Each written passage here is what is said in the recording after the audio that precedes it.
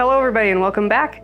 Today I want to show you how we make our sticky Chinese drumsticks with the plum sauce that we made earlier in the fall. If you're new to the channel, there's a link for that, how we made that. If you don't have that, don't fret. You can also use plum sauce, or you can use plum jams. Anything else like that will work as well. This is how we do it.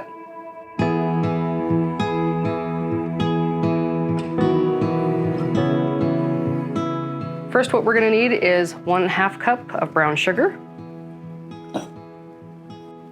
I've got 1 cup of our plum jam that we made, or our plum sauce. I've got 1/4 cup of light soy sauce. This is not the heavy stuff like the Japanese kind that starts with a K. Kikome. Don't use that. This is actually a lighter kind. I get mine from the Asian markets. It's a brand that comes from Hawaii, so use the lighter stuff. It won't be as bitter.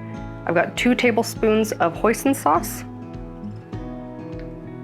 You can usually find that in your local market in the Asian food section. If not, an Asian market will have this. And 1 teaspoon of ginger. Fresh or dried, doesn't matter.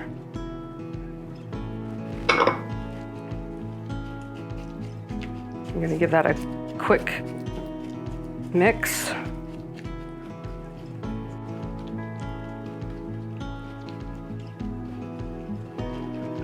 Now, depending on how sweet your plum sauce or your plum puree, your plum jam, whatever your plum product is, how sweet it begins out with, you might want to adjust the sugar. So maybe start with a little less if you have jam rather than a puree. Mine was a little bit on the tart side, so I don't think I'm gonna need as much for mine. All right, that looks good. Let's grab our chicken. I've got my pan with some parchment paper. I'm gonna spray it down real quick.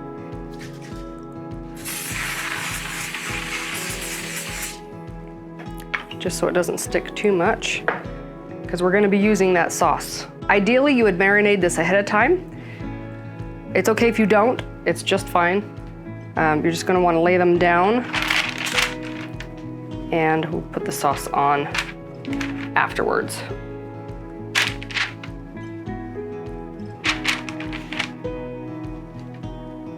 Squeeze that guy in there. All right, if you have a basting brush or anything like that, use one of those. If you have just a spoon, you can spoon it over. Honestly, you could probably just dip them in if you want, but I'm kind of old-fashioned that way, so. Just gonna slather that on here. I wouldn't really paint it on because you're gonna end up wiping it off too. So just kind of dab it a little bit and it'll run where it needs to go. Once those sugars start to caramelize and bake up on there, it'll give you more to have the sauce adhere to. So really we're just kind of giving this a little bit of a coat. Kind of like when you're painting something like, you know, some furniture or whatever, you kind of need to rough it up with sandpaper first for it to stick. This is kind of the same sort of deal. If you do choose to have the marinade ahead of time, reserve that liquid and that's what you'll be basting it with. All right. That looks good for now. Like I said, this is just the first pass. It's the first step. It's not all we're doing. I've got an oven ready at 350 degrees. We're gonna pop this in for 20 minutes, get it out and baste it again.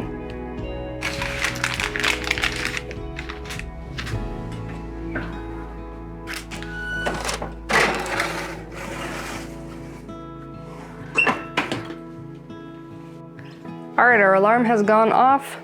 First 20 minutes are up, so let's grab this out and baste it again.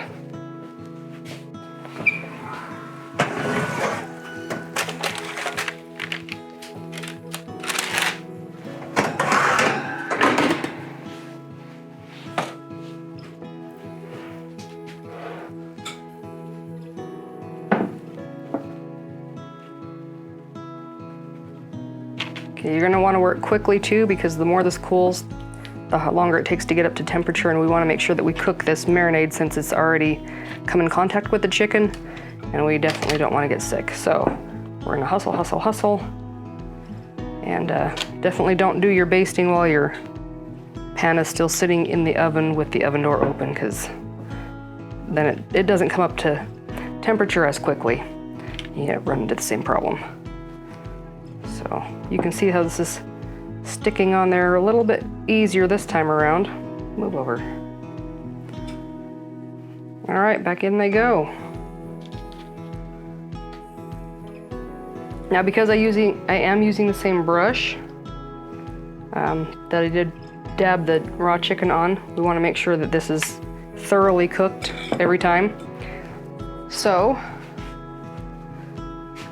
if you are uncomfortable with that, you're welcome to boil your leftover marinade and use obviously a clean basting brush to do that with, so that you're not risking that.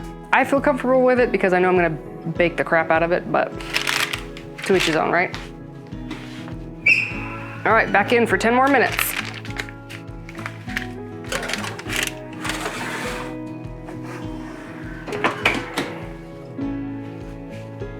All right, here's round 3.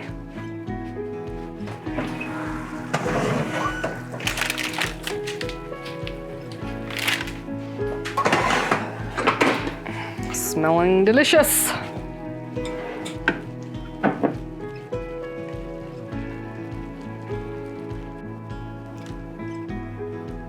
All right, and don't forget, you can use this awesome sauce on the bottom too, because it's nice and sticky itself.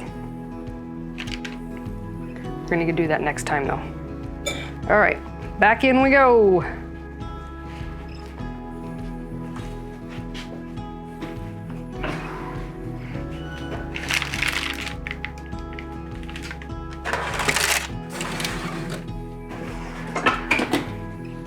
See you in another 10 minutes. Okay, here's our last batch.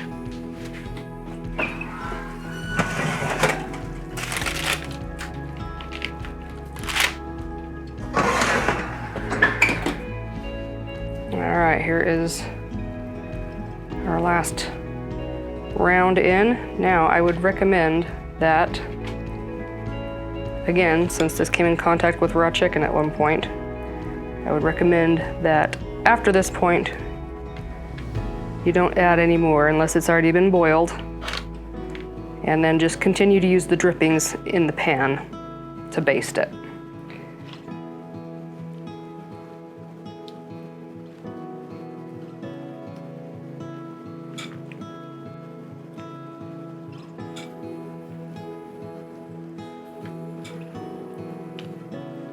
We're almost there, folks. I'm telling you, it smells really, really good. All right, back in.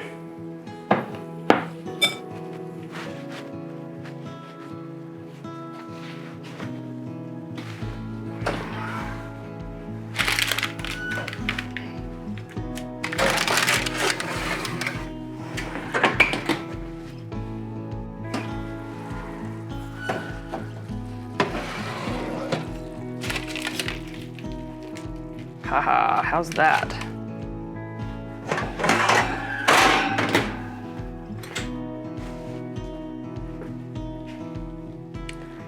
Yummy!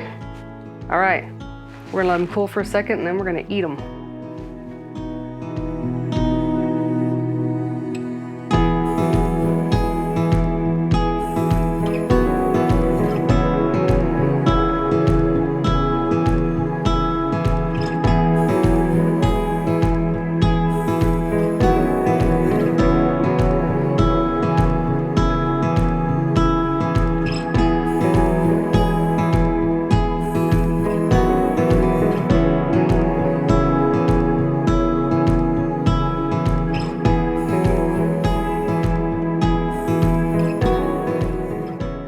All right, there are a couple of pieces still sizzling in there, but I'm hungry and it smells good, and so I'm gonna dig in this anyway. Remember, if you have leftover sauce, it would be great on rice as a side dish. Don't throw that out if you don't want to. It would be really good on that too. So anyway, here we go. We're gonna just dig in here. Hot, hot, hot. Dangerous, very dangerous. Really sticky, you can feel that already. No plate needed.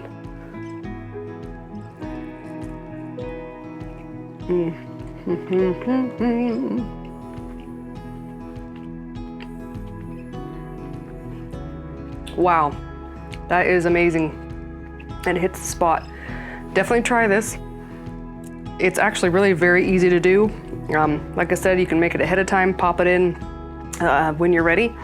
50 minutes is all it takes. So let me know in the comments below if you've tried it, if you made any adjustments, how it turned out for you, and we'll see you in a little while. I'm running out of words because I'm gonna eat this.